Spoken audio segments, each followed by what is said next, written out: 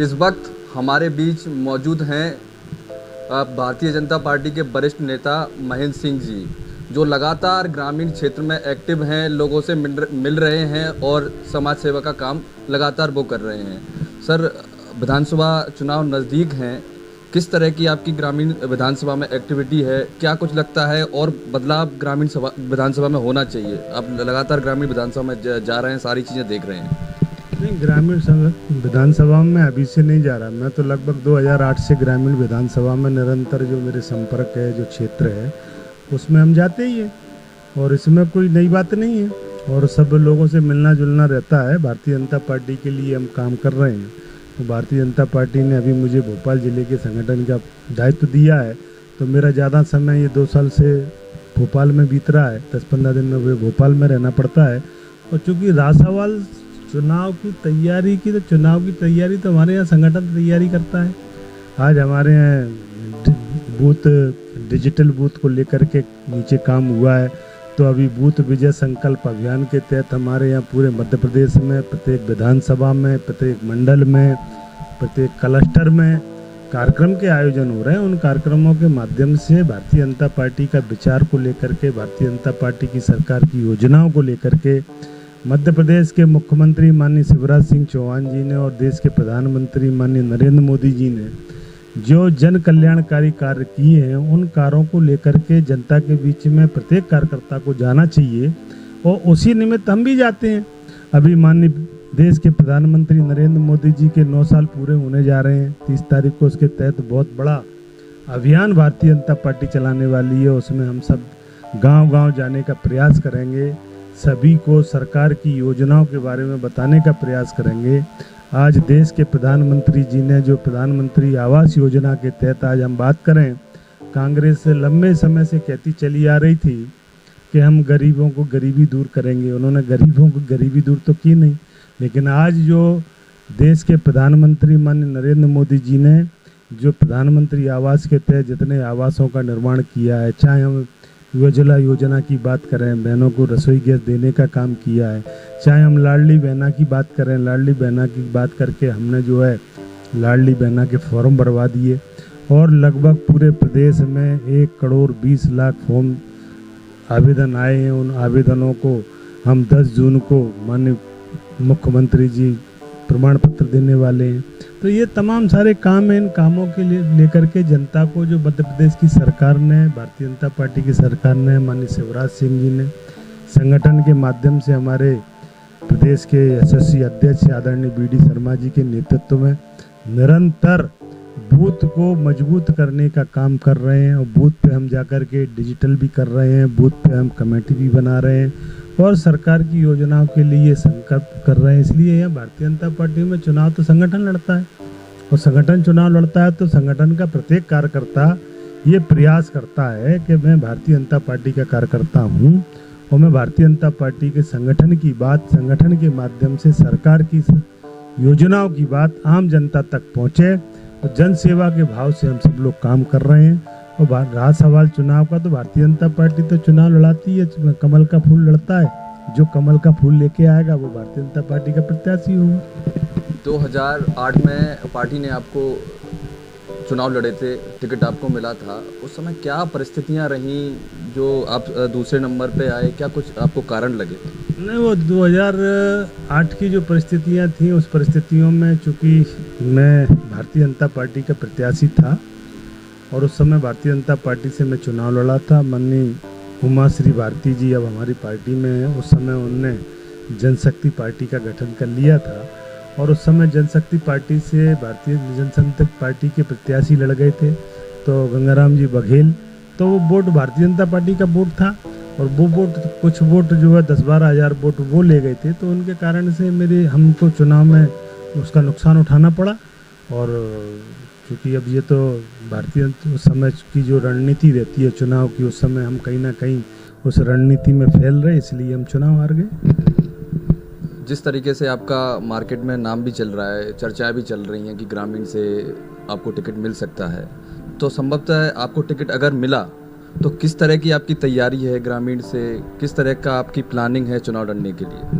मैंने कहा ना कि देखिए, जो नए व्यक्ति होते हैं जिनको टिकट मिलता है उनको क्षेत्र की जानकारी नहीं होती, वो अलग विषय है। मेरा तो पूरे क्षेत्र में सतत संपर्क है और आज से नहीं है, 30 साल से संपर्क है।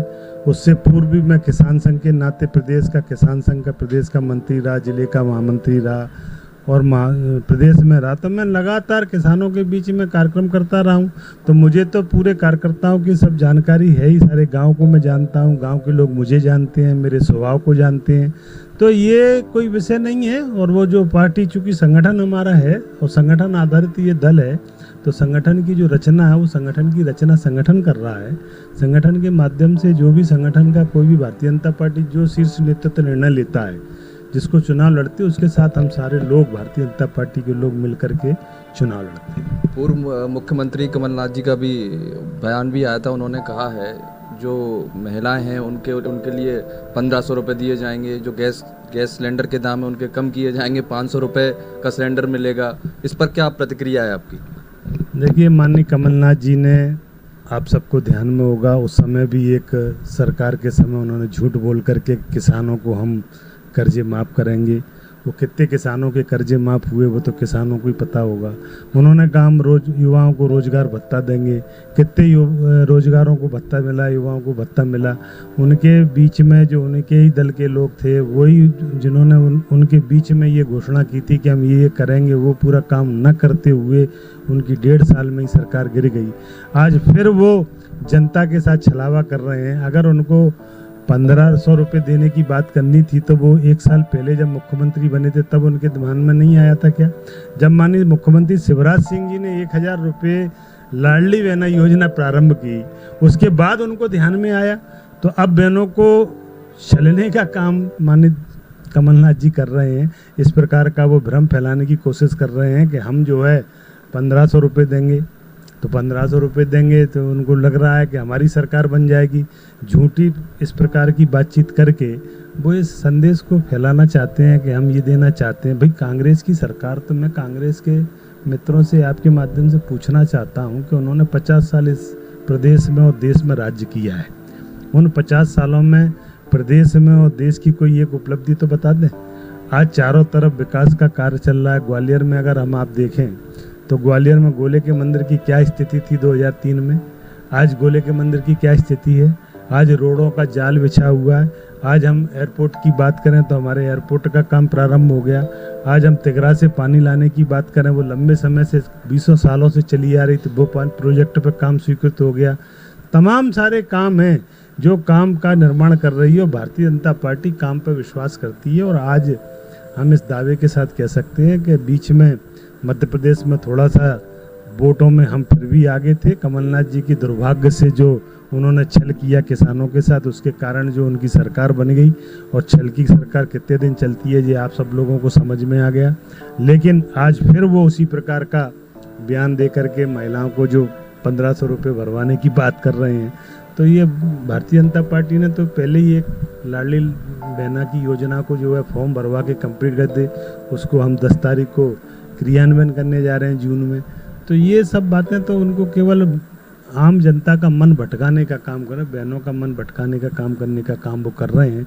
बहनें और मध्य प्रदेश की जनता ये समझ चुकी है कि केवल और केवल अगर कोई विकास का काम कर सकता है तो भारतीय जनता पार्टी है। अगर कोई जनहित में काम कर सकता है, कोई जनता का काम कर सकता है तो माननीय मुख्यमंत्री शिवराज सिंह जी और माननीय देश के प्रधानमंत्री नरेंद्र मोदी है। उनके नेतृत्व में आज देश आगे बढ़ रहा है, हम सब जानते हैं। चाहे राष्ट्रीय मुद्दों की अपन बात करें, राम मंदिर की बात करें, 370 धारा की बात करें, यही सब लोग जब ये सारे मुद्दे नहीं हटे तब इसकी बात करते थे कि भाई ये भारतीय जनता पार्टी है। लेकिन जब हम भारतीय जनता पार्टी बहुमत में आई, ठीक है, चुनाव है, जनता को अधिकार है, जनता निर्णय देती है, उस निर्णय को हम स्वीकार करते हैं और इसलिए हम फिर जनता के बीच में हैं और जनता के बीच में जा रहे हैं। और 2023 का निर्णय भी जनता भारतीय जनता पार्टी के पक्ष में करेगा, हमको पूर्ण विश्वास है। महेंद्र सिंह जी, अच्छा आप ये बताइए, चूँकि आप संगठन से जुड़े हुए हैं, लगातार संगठन का काम देख रहे हैं, अब चर्चाएं ऐसी चलती हैं कि जो नए कार्यकर्ता हैं बीजेपी के, जो पुराने कार्यकर्ता हैं, तो किस तरीके से आप देखते हैं, क्योंकि चुनाव है, इनका तालमेल भी बिठाना पड़े, पार्टी को कहीं ना कहीं बिठाना पड़ेगा, नहीं नुकसानदायक होगा? नहीं, देखिए, नए कार्यकर्ता पुराने कार्यकर्ता ये संगठन का विषय है। पुराने कार्यकर्ताओं को छोड़ना नहीं है, उनको सम्मान मिलना चाहिए, इस पक्ष में हम हमेशा रहते हैं। और नए कार्यकर्ताओं को जोड़ना, इसमें भी कोई बुराई नहीं है। नए कार्यकर्ता अगर हम नहीं जोड़ेंगे, नए लोगों को नहीं लाएंगे तो पार्टी आगे कैसे चलेगी। लेकिन पुराने कार्यकर्ताओं का भी सम्मान होना चाहिए। उनको इस प्रकार से कोई अगर विषय आता है कि उनको अपेक्षा हो रही है तो वो अपेक्षा नहीं होना चाहिए, उनकी उपेक्षा नहीं होना चाहिए, उनको सम्मान मिलना चाहिए और बराबर मिलता है। अगर ऐसा कहीं ध्यान में आता है तो हम भी भोपाल में काम कर रहे हैं, संगठन में काम कर रहे हैं, जितने भी वरिष्ठ लोग हैं, पुराने लोग हैं, तो उनको कई बार सूचनाएं नहीं हो पाती तो हम खुद सूचना करने का प्रयास करते हैं और फिर बताने का प्रयास भी करते हैं। जब हमारी नई पीढ़ी जो आ रही है, उस नई पीढ़ी को पुराने ही लोग तो बताएंगे कि भाई ये भारतीय जनता पार्टी के कार्यकर्ता हैं, जो पुराने कार्यकर्ता हैं, जिनके कारण आज भारतीय जनता पार्टी यहाँ तक पहुँची है और उनका सम्मान बराबर। अभी हमारे बूथ विजय संकल्प अभियान में प्रदेश अध्यक्ष जी ने, माननीय संगठन महामंत्री जी ने, माननीय मुख्यमंत्री जी ने, सभी ने प्रदेश की बैठक में स्पष्ट रूप से हमारे प्रभारी जी ने ये कहा है कि हम जो बूथ विजय संकल्प अभियान के तहत जो जिस क्लस्टर के तहत हम कार्यक्रमों का आयोजन कर रहे हैं, उन कार्यक्रमों में कोई भी उस क्षेत्र में निवास करने वाला हमारा वरिष्ठ कार्यकर्ता है, उसको सूचना होना चाहिए, उसको बुलाना चाहिए, उसको सम्मान देना चाहिए और ये सब हम कर रहे हैं।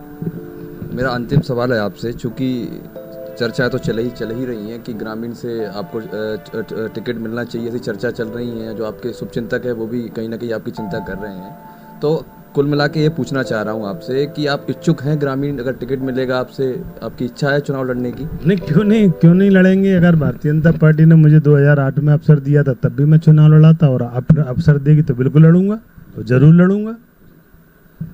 इते महेंद्र सिंह जी, उन्होंने साफ तौर से कहा है अगर मुझे पार्टी टिकट देगी तो मैं चुनाव लड़ूंगा और जीतूंगा। कैमरामैन ओम प्रकाश के साथ नितेश शर्मा, न्यूज़ वर्ल्ड ग्वालियर।